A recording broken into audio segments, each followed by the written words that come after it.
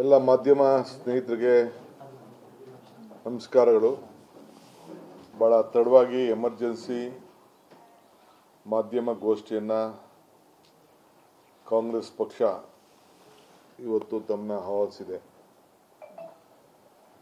ಸಾಯಂಕಾಲದವರೆಗೂ ತಾವೆಲ್ಲ ಬೇರೆ ವಿಚಾರದಲ್ಲಿದ್ದಿರಿ. ಈಗಾಗಲೇ ಬಿಜೆಪಿ ಮತ್ತು ಜನತಾ ದಳದವರು ಈಗಾಗಲೇ ಅವರು ಪಾದಯಾತ್ರೆಯನ್ನ ಘೋಷಣೆ ಮಾಡಿದ್ದಾರೆ. ಎಷ್ಟು ದಿನ ಬಹಳ ಅತಂತ್ರದಲ್ಲಿತ್ತು. ಜನತಾದಳದವರು, ಕುಮಾರಸ್ವಾಮಿಯವರು, ಕೇಂದ್ರ ಸಚಿವರು ಮತ್ತು ಅವರ ಪಕ್ಷದ ಅಧ್ಯಕ್ಷರು ಭಾಗವಹಿಸುವುದಿಲ್ಲ ಅಂತ ಹೇಳ್ತಾ ಇದ್ರು. ಅವರ ಅಧ್ಯಕ್ಷರು ಮತ್ತೊಬ್ಬರು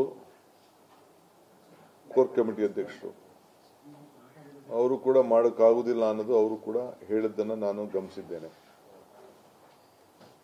ಬಿಜೆಪಿಯವರು ಬಹಳ ಗೊಂದಲದಲ್ಲಿದ್ದರು. ಈಗ ಕೇಂದ್ರ ಸಚಿವರು ಒಬ್ಬರು ನಾವು ಜನತಾದಳದವರು ಇಬ್ಬರು ಸೇರಿ ಮಾಡ್ತೀವಿ ಅಂತ ಹೇಳಿ ಅವರು ಘೋಷಣೆ ಮಾಡಿದ್ದಾರೆ. ಸೊ ನಾವು ಅದಕ್ಕೆ ತಕ್ಕ ಉತ್ತರವನ್ನ ಕೇಳಬೇಕು. ಅವರು ಪಾದಯಾತ್ರಾ ಮಾಡೋಕ್ಕಿಂತ ಮುಂಚಿತವಾಗಿ ಅವರೇನು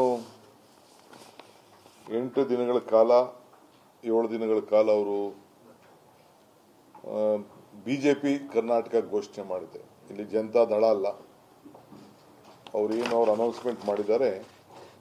ಬಿಜೆಪಿಯವರು ಘೋಷಣೆ ಮಾಡಿರೋದನ್ನ ನಮ್ಮ ಹತ್ರ ಪಟ್ಟಿ ಇದೆ. ಪ್ರತಿದಿನನೂ NDA ಅಲ್ಲ.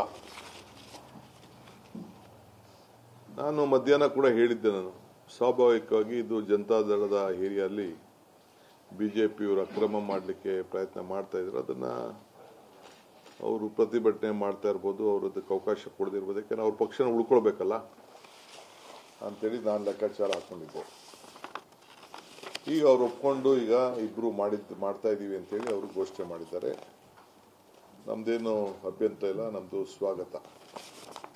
ನಮ್ಮ ಸರ್ಕಾರ ಅವರ ಪಾದಯಾತ್ರೆಗೆ ಏನೇನು ಅವ್ರಿಗೆ ಸೌಲಭ್ಯಗಳು ಪರ್ಮಿಷನ್ಗಳು ಕೊಡಬೇಕು, ಅದಕ್ಕೆ ನಮ್ದು ಯಾವ ಥರದ ಅಡ್ಡಿ ಆತಂಕ ಕೂಡ ಇಲ್ಲ. ಆದರೆ ಬೆಂಗಳೂರು ನಗರದಲ್ಲಿ ಮಾತ್ರ ಸ್ವಲ್ಪ ಸುಪ್ರೀಂ ಕೋರ್ಟ್ ಒಂದು ಆದೇಶ ಇದೆ, ಹೈಕೋರ್ಟ್ ಆದೇಶ ಇದೆ. ಸಿಟಿ ಒಳಗಡೆ ಅವಕಾಶ ಕೊಡಬಾರ್ದು ಅನ್ನೋ ದೃಷ್ಟಿಯಿಂದ ಅದು ನಮ್ಮ ಹೋಮ್ ಮಿನಿಸ್ಟರ್ ಅವ್ರಿಗೆ ತಿಳಿಸಿದ್ದಾರೆ.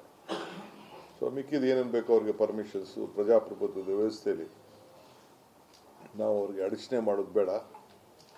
ಅವರ ಆಚಾರ ವಿಚಾರ ಏನಿದ್ರು ಅವ್ರು ತಿಳಿಸ್ಲಿ, ನಮ್ಮ ಆಚಾರ ವಿಚಾರ ಏನಿದ್ರು ನಾವು ತಿಳಿಸೋಣ ಅಂತೇಳಿ ನಾವು ಅದಕ್ಕೆ ಅವಕಾಶವನ್ನು ನಾವು ಮಾಡಿಕೊಡ್ತೇವೆ. ನಂಬರ್ 1.